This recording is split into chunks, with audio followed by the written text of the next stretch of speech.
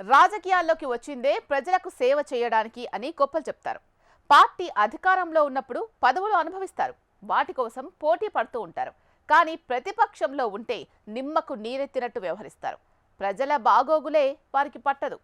ఇది కొందరి రాజకీయ నాయకుల తీరు. ఇప్పుడు బీఆర్ఎస్లోనూ పలువురు మాజీ మంత్రుల వ్యవహారం ఇలాగే ఉందట. అధికారంలో ఉన్నప్పుడు మంత్రులుగా పనిచేసిన పలువురు ప్రతిపక్షంలోకి వచ్చాక తమ రోల్ను మర్చిపోయారట. ప్రజా సమస్యలపై క్షేత్రస్థాయిలోకి వెళ్లడమే మర్చిపోయారట. పోరాటాలకు అధినేత పిలుపునిచ్చినా వారి నుంచి పెద్దగా స్పందన రావడం లేదట. కేవలం నియోజకవర్గానికే పరిమితమై మ్యూట్ మోడ్లోకి వెళ్లిపోయారట. ఇంతకు ఎవరా లీడర్లు?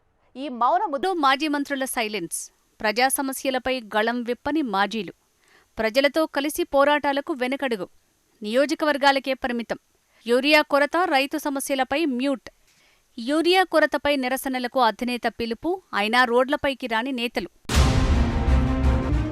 10 ఏళ్లు బీఆర్ఎస్ పార్టీలో మంత్రులుగా పనిచేసిన వాళ్లు ఇప్పుడు ఎక్కడ? నాడు పదవులు అనుభవించిన ఒకరిద్దరు మినహా ఎవరూ పెద్దగా ప్రజాక్షేత్రంలో కానరావటం లేదు.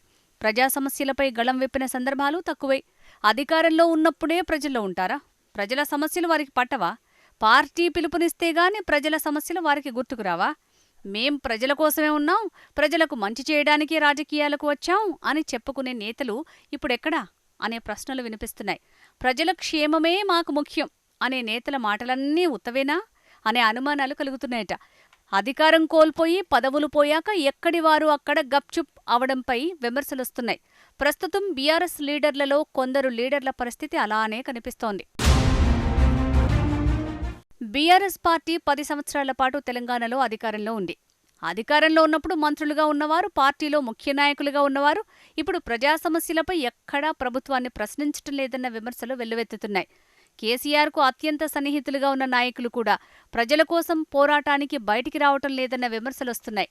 నాడు బీఆర్ఎస్ హయాంలో మంత్రులుగా పనిచేసిన కొందరు నేతలు ప్రస్తుతం వేరే పార్టీలో చేరారు.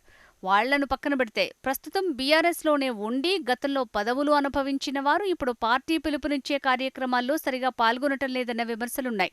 మంత్రులుగా పనిచేసిన వారిలో ఎర్రబెల్లి దయాకర్రావు ఓటమి తర్వాత ఓన్లీ నియోజకవర్గంలో మాత్రమే అడపాదడపా కనిపిస్తున్నారు తప్ప యూరియా కోసం గానీ, ప్రభుత్వం ఇచ్చిన హామీలపై గానీ ఎక్కడా ప్రభుత్వాన్ని ప్రశ్నించటం లేదు. ఎమ్మెల్యే మల్లారెడ్డి మంత్రిగా పనిచేశారు. ఆయన మేడ్చల్ మల్కాజిగిరి నియోజకవర్గంలో ఫంక్షన్స్, ఇతర కార్యక్రమాలకు వెళ్తూ కాలం గడుపుతున్నారు. అంతే తప్ప బీఆర్ఎస్ పార్టీ కోసం గానీ, ప్రజల పక్షాన గానీ ఎక్కడా ప్రభుత్వాన్ని ప్రశ్నించే కార్యక్రమాలు చేయటం లేదు. ఎన్నికలొచ్చినప్పుడు ప్రజలే తమకు ఓట్లు వేస్తారని అంటున్నారట.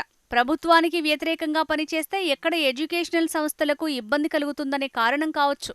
సర్కార్ను ప్రశ్నించేలా ఒక్క మాట మాట్లాడటం. అలీకి అధికారంలో ఉన్న 2 సార్లు హోంమంత్రి పదవి ఇచ్చారు. కాంగ్రెస్ పాలనలో రాష్ట్రంలో ల్యాండ్ ఆర్డర్ ఇష్యూపై గానీ, బీఆర్ఎస్ నేతలపై ఏమైనా కేసులు పెట్టినా ఆయన స్పందించటం లేదు.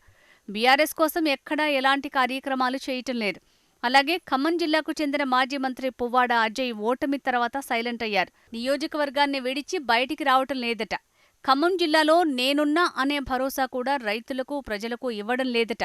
ఇక కొప్పుల ఈశ్వర్ సింగరేణిపై తప్ప ఇతర విషయాలపై అంతగా పట్టింపు లేనట్టుగా ఉంటున్నారు.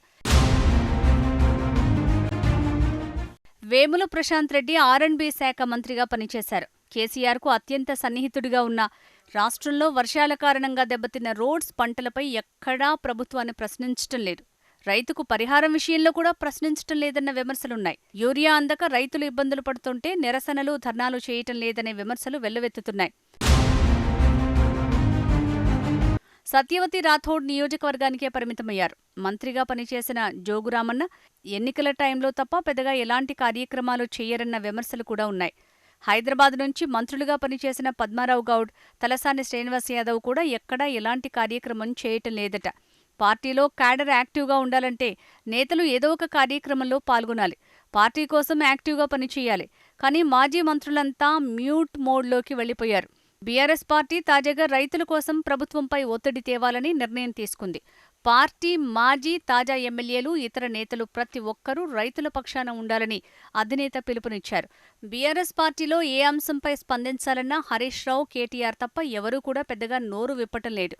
పార్టీలో ముఖ్య నేతలు కూడా ఎక్స్కే పరిమితమయ్యారు.